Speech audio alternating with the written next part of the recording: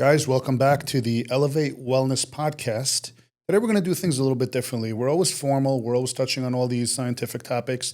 We're going to go a little more freestyle today. We're going to be a little more laid back, a little more casual. Everyone keeps saying, specifically on Vivian's videos, are you real? Are you AI? Is this, is this really live? So now you're going to get to see a little bit of a genuine person, a real person, if you will. Not anything scripted, not any specific topics. We're just going to shoot off the top of our heads, see where it goes. And we love your feedback. See if you like this type of format, if there's any specific topics you want us to hit on. And that's it. We'll go from there. I got a question for you. Yeah. What the heck is HMG?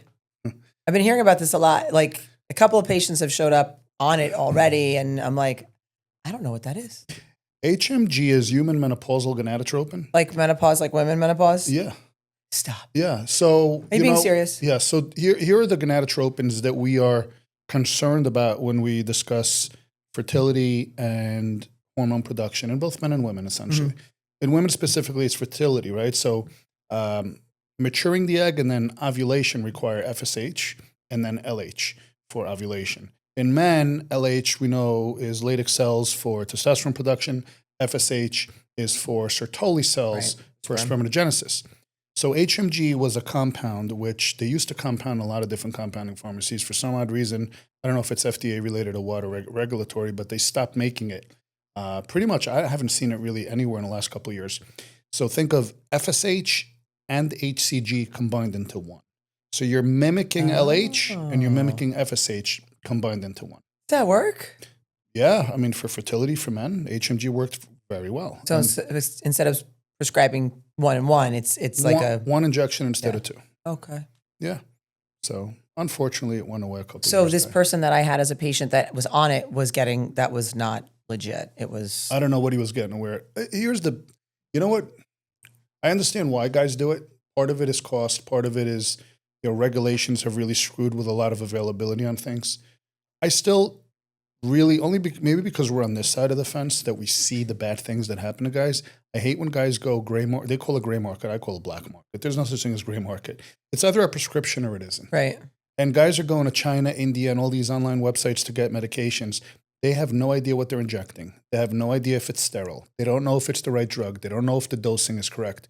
They don't know how it's produced. They know nothing about it. And then Can I touch on this for 2 seconds? Yeah. Because, the PEP Club is everywhere and everybody's asking me. And lately, I mean, listen, I've seen infections in the emergency room with stuff that's gray market.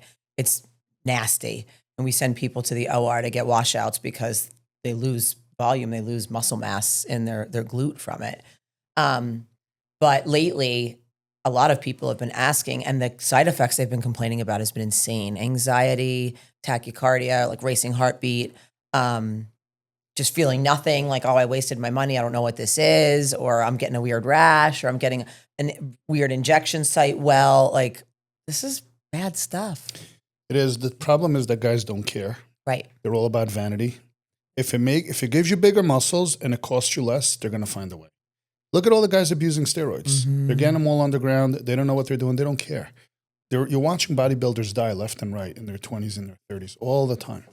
They don't care. They keep doing it. And now you got young guys. Every time you're live, I moderate it, and I see all these guys. Hey, I'm 18. Should I hop on TRT? Hey, I'm 20. Hey, what's good for the gym? That's all they care about. And the more social media we have, the more these fitness influencers, the more pressure is on the younger guys to try to look better.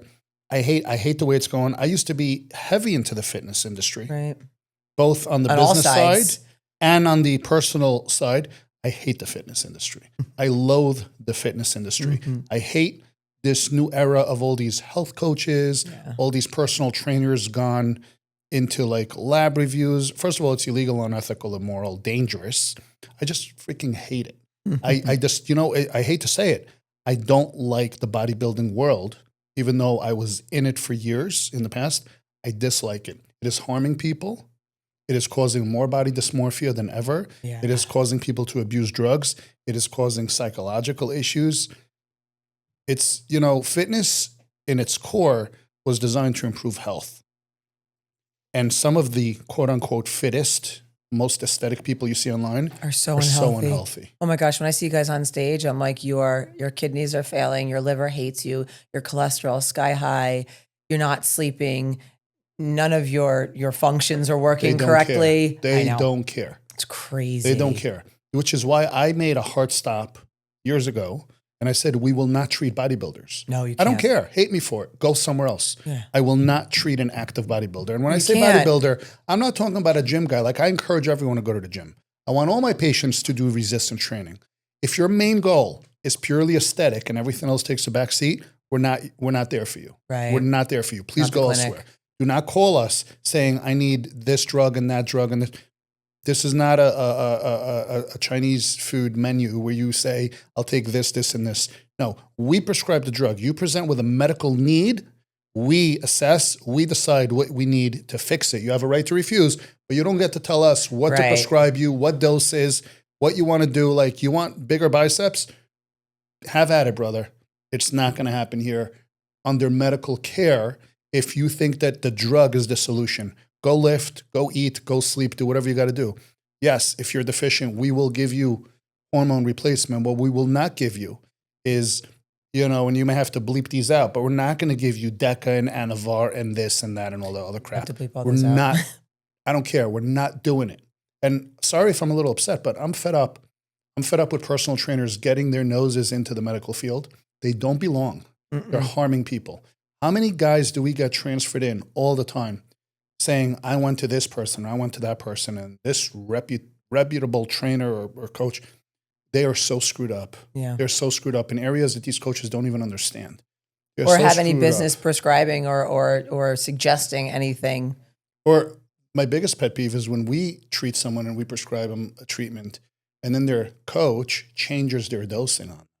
Oh. This happens too. I mean, that's a guarantee. That's a quick and easy way to get fired. My coach suggested I should because I'm not seeing XYZ. I'm like, that is so And it's unrelated. an unregulated industry. There's no boards that you can complain or there's no ethics committee or anything like that. Like, we have to answer to a state government and sometimes federal. These coaches, these trainers, there's nothing licensing them. They have no skin in the game. They can just go and just do whatever the hell they want. And there's no regulatory agency that's going to monitor them or allow a patient to file a formal complaint. It just doesn't exist. Yeah, it's kind of rotten. Makes our life a lot harder. And you know me, I'm not a big government guy by any means. I believe government should stay out of private industry. But people are being harmed. And if you're going to regulate an industry, then regulate every person in that industry. Don't allow a quote-unquote professional to go and give guidance to someone with no repercussions. Because people are being hurt every day, and we see it. We see it because we're doing volume, and we're getting all the fallback from the people who have nowhere to go because they've been hurt. They're coming here. And then we have our work cut out to fix them, and it was all preventable. It's funny, when I was in the plastic surgery space for that short period of time, the female body dysmorphic disorder with filler blindness and like overly using Botox and all this other stuff, I thought that was bad. This is so much worse because men have such unrealistic expectations because they're looking at men on the internet and like, why don't I look a certain way? Why isn't this working this way for me? But it worked that way for my friend and this guy online. And I'm like, first of all, everything online, it's not real. None of it's real. And they like don't believe it, which is crazy. They're just as bad as the girls. Sometimes I actually think they're worse. The 2026 word of the year is natural. It doesn't exist. Right. Anyone you see online with their shirt off is not natural.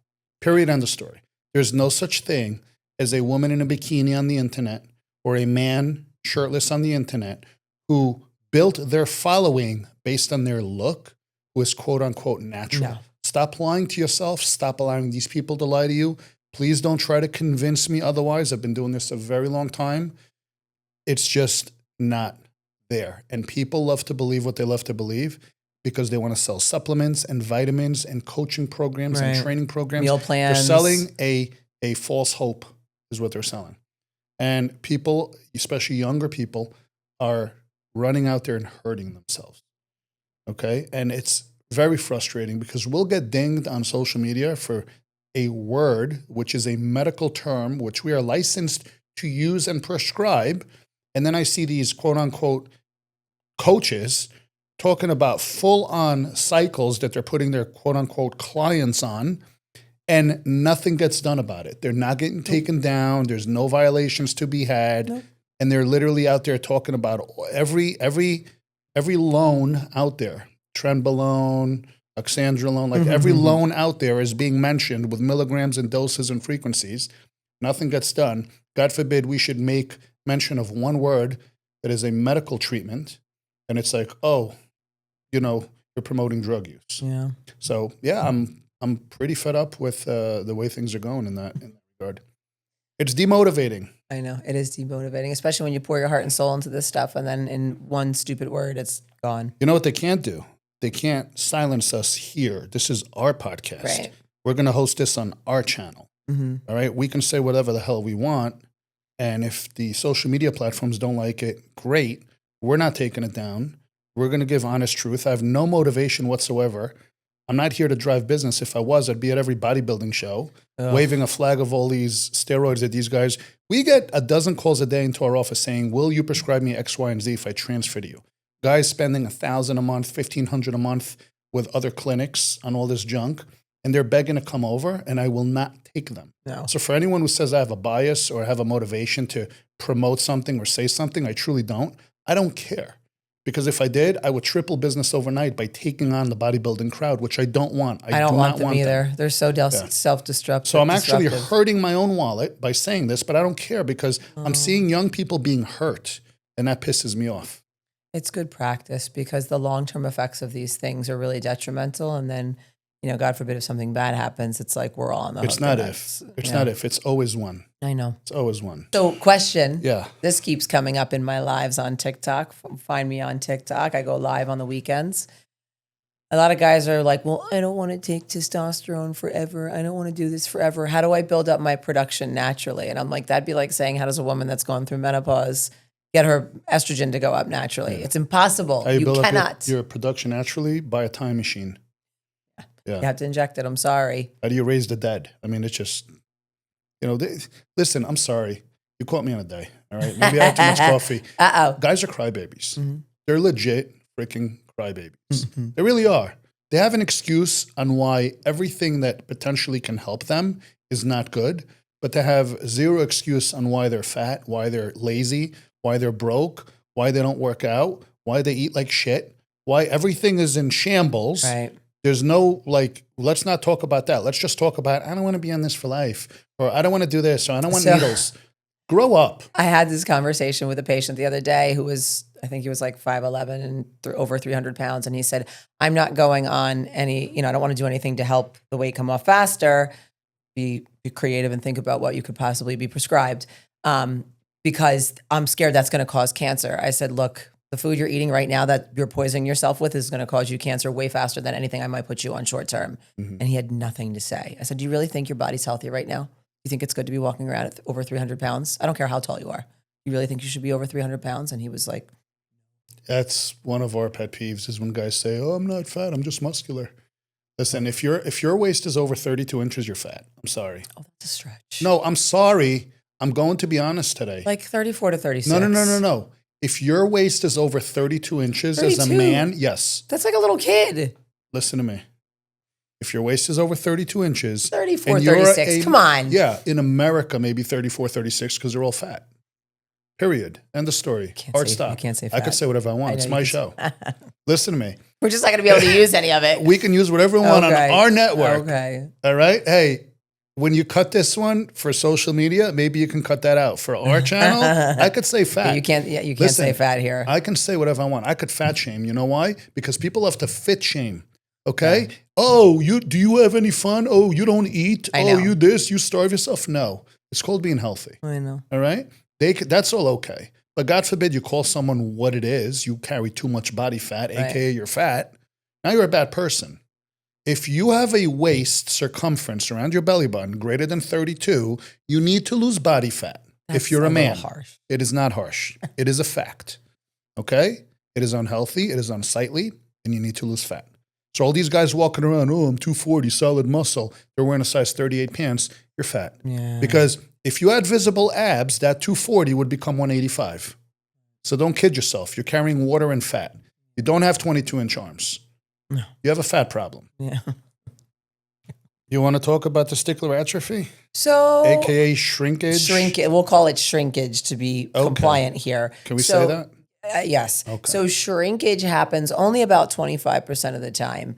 And usually it happens pretty quickly. Sometimes it's associated with a little bit of an ache. The ache goes away. The shrinkage does not. If you don't like it in 2 months, when we speak again at your repeat lab review, once you started hormone optimization, we can talk about adding to reverse it potentially. It usually works. I'd say about 90% of the time it works. Sometimes it doesn't work. That means your Leydig cells are completely done and there's nothing we can do. What I think is interesting about this is typically it's not the patient, it's their partner that says, that's weird. I'm like, I think that's weird. Like, I would never say that to somebody. I think that's, first of all, rude. Second of all, like, it's just not something I guess I would pay attention to. I don't really know. Chime in here, but you've done enough sexual dysfunction consultations with guys in the office to know that a lot of the psychogenic, and for those that don't know, psychogenic just simply means that it's not a physiological problem, it's in your head. Oof. Psychological Mr. Ed is the worst. That lead to sexual dysfunctions are often associated from an experience that occurs, which is then noticed by another person, which is then harped on and reminded by that other person. Yeah. And now the subject who is suffering the dysfunction is so nervous and self-conscious about every little failure because they're assuming they're being criticized. So it is an unsupportive or misunderstanding partner that usually leads to that. And that is a big issue for a lot of these guys. Yeah. So unfortunately, I'd say, it's 50% of the partners that are understanding, cooperative, and encouraging. And it's the other 50% of the partners that are critical and, making these men more self-conscious and then exacerbating the existing issue. I remember when I first started, after coming out of a Mr. Ed consult, I came into the office and I said to you, I'm like, this guy just said that he's fine with his girlfriend, but he's not with his wife. What's that all about? And you were like, oh yes. This is called psychological dysfunction. And this is probably one of the harder ones to fix. Yeah. I mean, if he's had a partner that consistently criticized him, made him feel insecure, then the problem persists. Then he's had a partner that, was complimentary or understanding, or perhaps he never had that issue with that partner to begin with. Then again, for a physiological problem to occur, there has to be consistency. Mm-hmm. If you change a variable like environment and the problem persists, then you change the environment again and the problem goes away, then the problem is not the body, the problem is the mind. Right. Because a physical problem, like if you have a scar on your arm and I put you in the room next door, you still have a scar on your arm. The scar didn't go away because I changed the environment. Mm-hmm. But if you have a reaction and I change your environment and the reaction disappears, then the problem was not your body, the problem was the environment.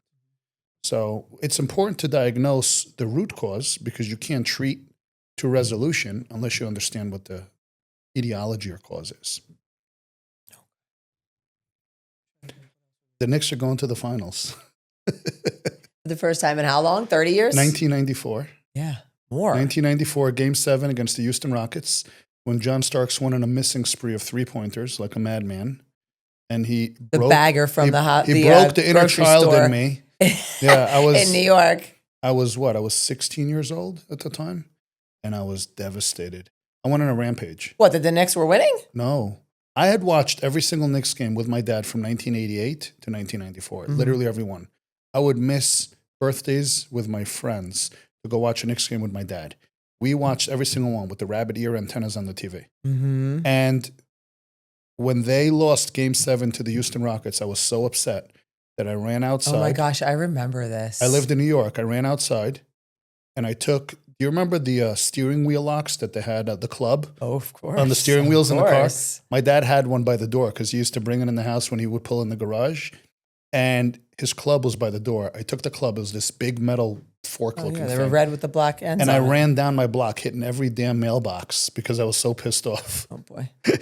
Yeah. So I think I broke most of my neighbors' mailboxes because I was so angry at them losing Game 7. Because you got to remember, from the age of like 9 to the age of 16, all I wanted was to watch the Knicks win a championship with my dad. Have they ever won one? The last championship they won was 1976. Oh, goodness, before I was even born. A year before I was born. So in my lifetime, the Knicks have never won a championship. And they're going to the finals They're again. going to the finals now against either the Thunder or the Spurs. Do we know the West Coast? Do they have a winner yet for the Western? Okay, it's either the Thunder or the Spurs. So, see what happens. But they've been sweeping the playoffs. Let's hope they don't choke in the finals. Yeah. The sad part is I haven't watched a single game this season, not even the playoffs. Why? They're on ESPN, and I don't have ESPN. I told you can log into my YouTube TV. I don't have ESPN. You seen the price of gas? Oh my gosh! No, but truthfully, I have not watched a single game, but I am going to have to watch the finals. Okay. I'll go to a cigar bar and watch the finals. So another thing people are asking, or people ask when they get started, they say, well, I'm scared of roid. You're going to have to block this out. I'm scared of roid rage. I don't want to get on this stuff because my wife's afraid I'm going to get too aggressive. And you don't have to block it out. Royd is a guy I went to third grade with. And I always say, well, your wife's going to be happy. You're not such a cranky little bitch once you get on hormone optimization once your hormones are optimized, because you're not going to be so moody and short-tempered with her and your children. The people around you are going to notice a difference. The people you spend the time with the most, your employees or your employer, people in your office or in your immediate vicinity when you're at work, your children, your family, your spouse are going to notice a big difference in your overall mood. You're not going to be slamming cabinets and throwing stuff and flipping out. That's not what we do. That's not what this does when it's done right. People always say, will testosterone make me aggressive? And my answer is always, testosterone will amplify who you are. If you're a cool guy, testosterone will make you a cooler guy. If you're an asshole, you'll be a bigger asshole. Period. It just takes you and it amplifies you. It makes you more vibrant, louder, more out there. But it doesn't change you when it's done correctly. What changes people, and here's the thing, this is where this quote-unquote roid rage comes in, these non-bioidentical compounds that are not naturally found in the human body, okay, these are derivatives of testosterone, nandrolone, and a couple other compounds that are synthetic derivatives. Those act differently, and those rewire your neurological system and your brain to act differently. They will change your personality. Testosterone does not. I haven't had anybody say, oh, my wife said that my personality changed. The greater majority of men say to me, I'm a lot more level-headed. I'm not as anxious, but I'm not taking shit from people anymore either. Like, I'm more focused, I'm more driven, I'm better organized, and I make better decisions, but I'm not taking shit from people either. Because you're more confident, you're more assertive, and you're less tolerant of nonsense. Right. So taking crap from others for somebody who is insecure or weak is common. Taking shit from others from someone who is confident, stands their ground, assertive, knows what they want, knows right from wrong, they have less tolerance for it. It's funny. One of our guys came back. He left. He got divorced. Typically, got divorced. Things kind of went awry. He was on. He felt great, and then he was going through divorce, so he quit but came back. And he's like, "Look at me," and I go, "What's the matter?" He's like, "Look at me." He goes, and look what I looked like when you could see it. And he had like the cigar and the muscles and the shoulders and the nice shirt. He's like, I had confidence, and I couldn't keep women off of me. It's almost like they smelled it on me. And I laugh because when you see the before and afters of guys that stop for whatever rhyme or reason and come back, you're like, wow, there is a big difference. Speaking of smell, high testosterone exudes masculine pheromones. 100%. Big time. 100%. Think of a boy that goes through puberty. They say, oh, you got to start wearing deodorant because now you smell like a man. Yeah. Why? Because it's the hormonal shift. But I'm not talking about body odor. I'm talking about pheromones. Being a man. Men who have higher testosterone levels exude a scent that is more attractive to those who seek masculinity. Where did you read this? Really? This is common sense. Okay. I mean, I was born with this knowledge. I mean, it wasn't everyone. This is common sense. I guess you're right. Yeah. It's true. There is, pheromones are a real thing. Oh, of course we have receptors in our nose that don't just smell things, but actually activate receptors within the brain. Think about when There's you a smell. reason you smell like you pass by a bakery, now you're hungry. It's not just a good smell. A smell can take you back to Right. childhood memories. A perfume can Anything. remind you of an instance, or, Smells of can course. repulse you. Smells can attract you. Smells can make you hungry. Smells literally turn a signal in your brain on. Yeah. So, no, it's a real thing. So, high testosterone men have far greater silent attraction compared to low testosterone men. Interesting. Yeah. Okay. Yeah. You could definitely see it on him, though. It was so funny. He said I had so much more confidence, and I love this one. I was making more money. How many guys complain, I can just go to my doctor and get this for $30. Well, then you're going to get $30 a month treatment. Testosterone, when optimal, increases discipline, increases confidence, commands respect, and people take notice. So naturally, when you're around people, you're in a network that relies on you being a leader to make money. You're going to do better. Right. You're going to get up, you're going to grab the day by the horns, and you're going to do what you need to do. And you're not going to be a lazy, dare I say, no, I won't say it. A lazy man laying on the couch. You're going to go out and you're going to get stuff done. Yeah. Okay. So of course. Of course you're going to make more money. Another thing men say within usually at the 8-week follow-up or the second one, which could either be 3 or 4 weeks after we first get started, they'll say, my honey-do list is gone. My wife is so happy. All these jobs I left half done around the house, or all the things she's been nagging me about for the last year to fix, are done. And I'm actually starting new projects and we're doing new things together. My wife is happier. I'm spending more time with my children. I'm more active on Sunday. I'm not asleep on the couch or tired all the time, falling asleep after dinner. My kids have definitely noticed that I have more energy. And can you put a price tag on that? No. And this is why when guys say randomly in passing, like, hey, how much does TRT cost? I say it doesn't cost, it pays. It pays dividends. Not the price now, it's what it's going to cost you later. It pays tremendous dividends. Tremendous. Absolutely tremendous. It's like saying how much does advertising cost? Well, when you advertise correctly, the ROI is, 3 to 5x. Right. You spend $1, you make $5 back if you advertise correctly. You spend $1 on optimizing your health, you're going to make $5 back as a result directly attributed to that improvement. So again, this is the difference between the 2% of those who do and succeed and the 98% of those that want to complain about gas prices. Yep. That's the bottom line. This is what separates the men from the boys. Not everybody is an alpha. They're just not. And that's okay. It is okay. Because we still need people to do beta jobs. Yeah. And that's okay. Yeah. Well, it's funny. And my kids, where they go to school, the expectation I think is ridiculous. And I always say to the teachers, I'm like, my son's just not going to be a straight A student. And that's okay. How many guys didn't Elon Musk drop out of high school or? No, it was Jared, the other one that's working with him, dropped out of high school and is now a bajillionaire rocket scientist. He dropped out of high school because he was bored. So the world also needs ditch diggers. And a lot of guys that open businesses hardly make it out of high school. It's just not for them. So you need Doesn't both. make him a beta. No. By any means. No, not at all. By any means. All right. Oh, my Lord. So yes, weekly hormone optimization is incorrect for, I could think of 100 different reasons. But what are the biggies? High red blood cells, spike and crash, lowering SHBG, crazy high free testosterone, calculated intracellular free testosterone, not a blood draw. And then, of course, those that are not knowledgeable about doing this will then say, well, it must be your estrogen. Now you need an estrogen blocker. Not only that, what happens when SHBG drops? What happens to total T?